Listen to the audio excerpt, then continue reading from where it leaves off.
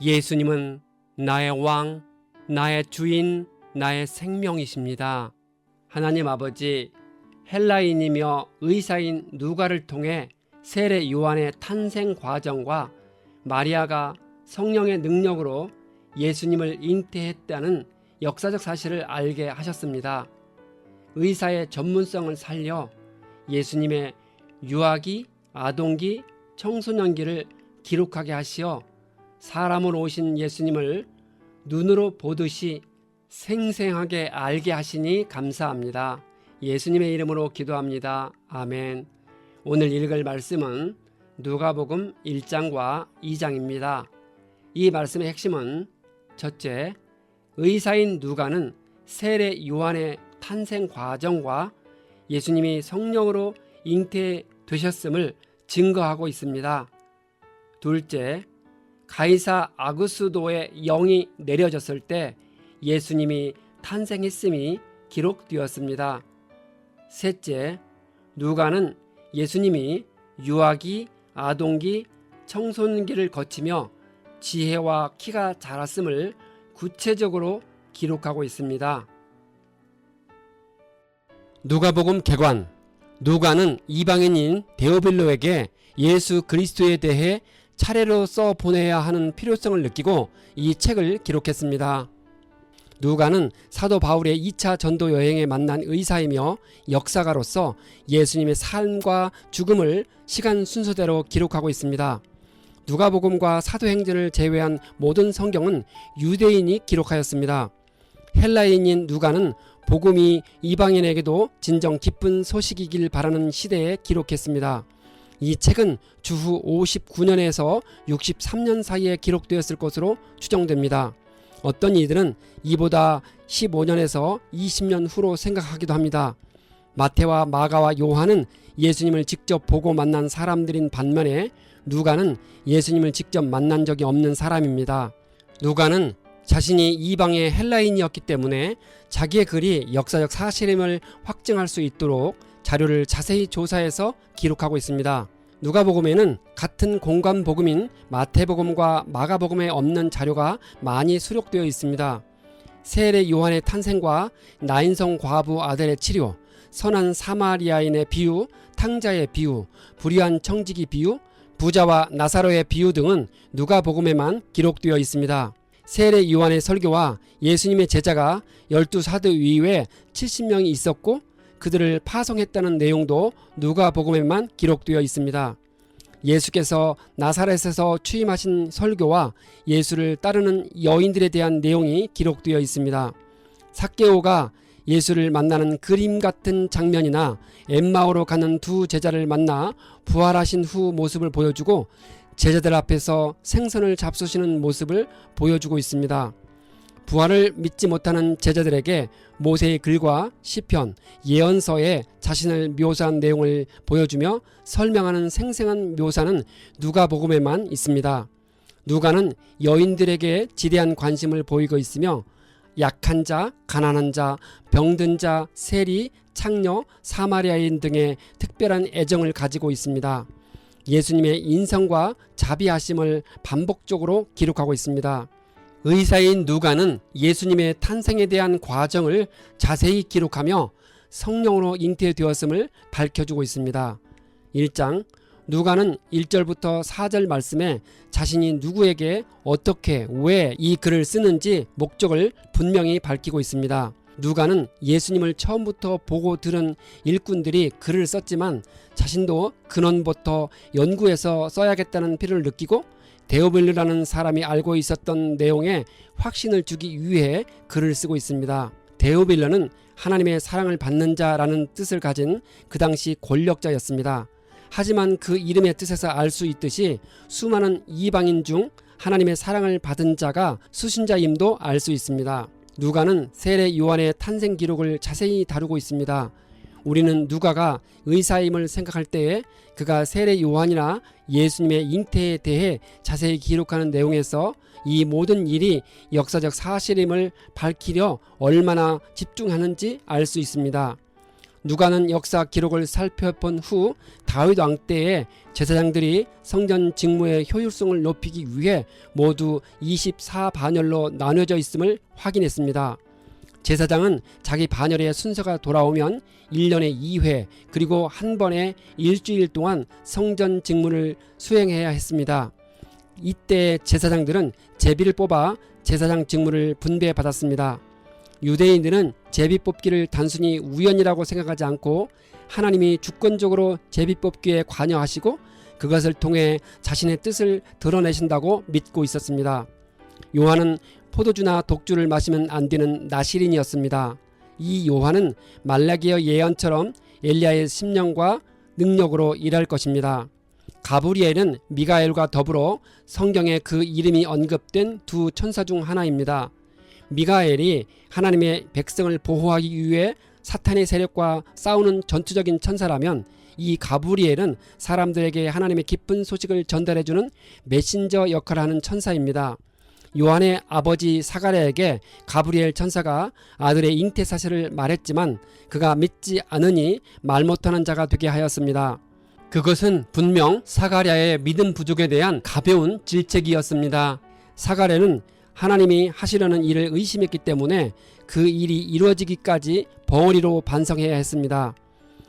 의인이었지만 믿음이 부족한 사가랴는 갑자기 말 못하게 된 초자연적인 이적을 통해 아이의 출산에 대한 하나님의 약속을 비로소 믿게 되었을 것입니다.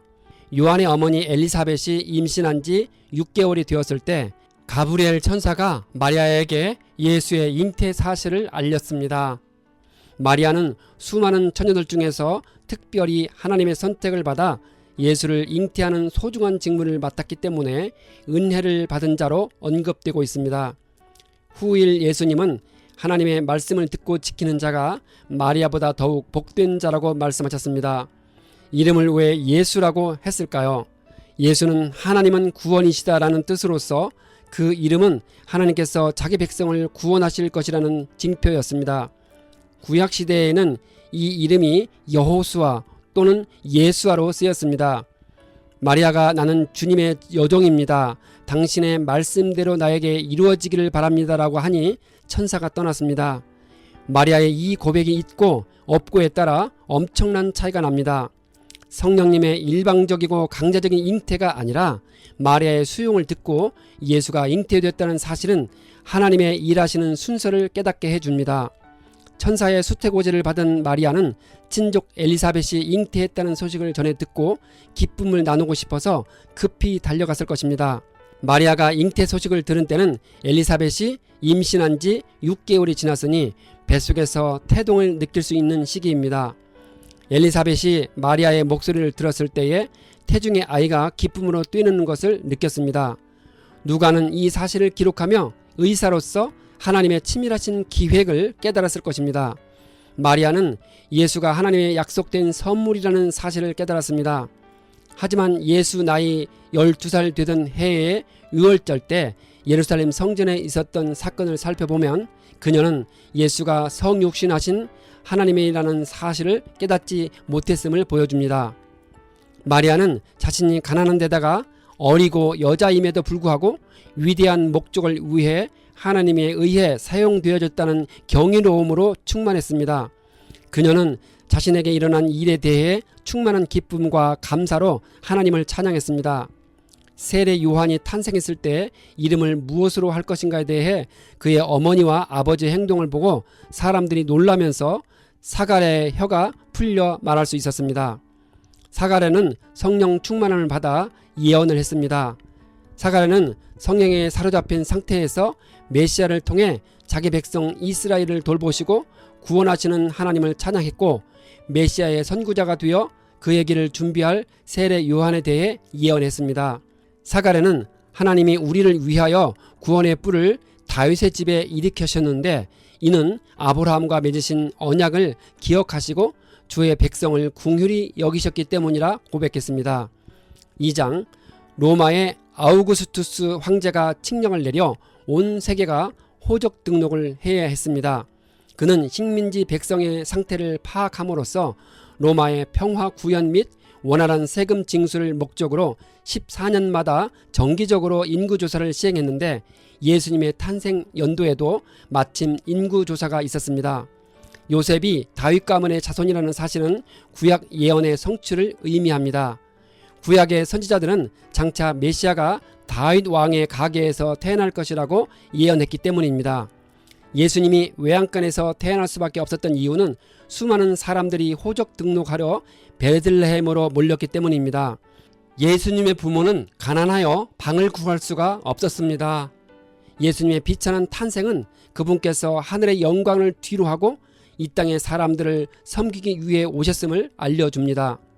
예수님이 탄생했을 때 정결 예식을 치렀습니다.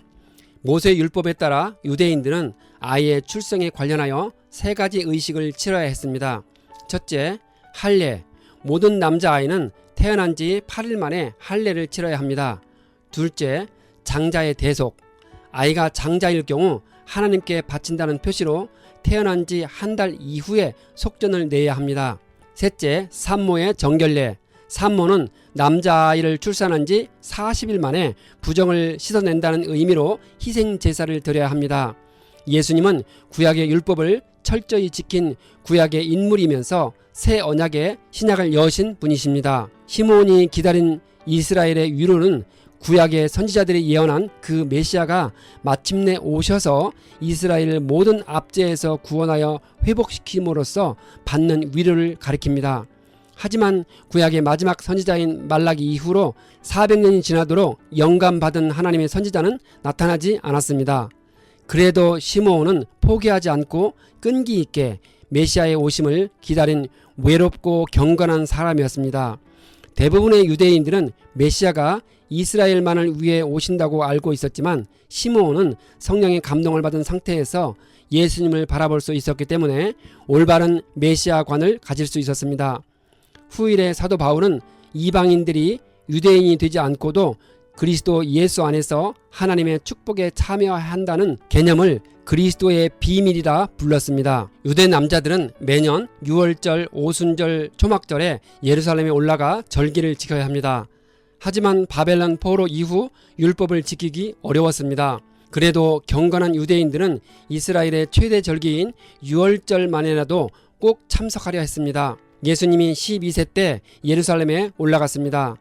유대 소년들은 13세가 되면 계명의 아들이 되어 하나님의 율법을 책임있게 지켜야 하는 성인 의식을 치렀습니다. 12세 때 예루살렘에서 거행되는 절기에 참여함으로써 계명의 아들이 된다는 것이 무엇을 의미하는지 배우고 깨닫는 기회로 삼았습니다. 예수의 부모는 그를 잃은 줄도 모르고 하룻길을 가서 찾았습니다. 당시 절기를 지키기 위해 여자들과 어린이들은 남자들의 집단과 따로 떨어져 여행했습니다. 당시 12세인 예수는 그중 어느 쪽으로도 포함될 수 없었기 때문에 그 부모는 당연히 소년 예수가 서로 다른 집단에 끼어 여행을 하고 있는 줄 알았습니다. 저녁 식사 때나 잠들 때에 예수가 어느 쪽에도 없다는 사실을 발견하고 급하게 찾아 나선 것입니다. 왜 예수님의 모습이 12세까지만 기록되고 그 후 30세까지 18년 동안의 기록이 없을까요? 성경은 예수님의 개인적인 인간사에 초점을 맞추지 않고 그의 구원 역사에 초점을 맞추고 있어서 불필요한 부분은 생략했기 때문입니다. 후일 예수님이 고향을 방문했을 때 사람들이 이 사람이 마리아의 아들 목수가 아니냐라고 말한 사실에 비추어 보면 예수님은 18년 동안 공생의 때를 기다리면서 아버지 요셉을 도와 목수로서 가족을 부양했을 것으로 봅니다. 메시아이신 예수님조차도 평범한 일상을 살면서 하나님이 허락하신 자신의 때를 기다렸습니다. 예수님은 지혜와 키가 자라고 하나님과 사람들에게 더욱 사랑을 받았습니다.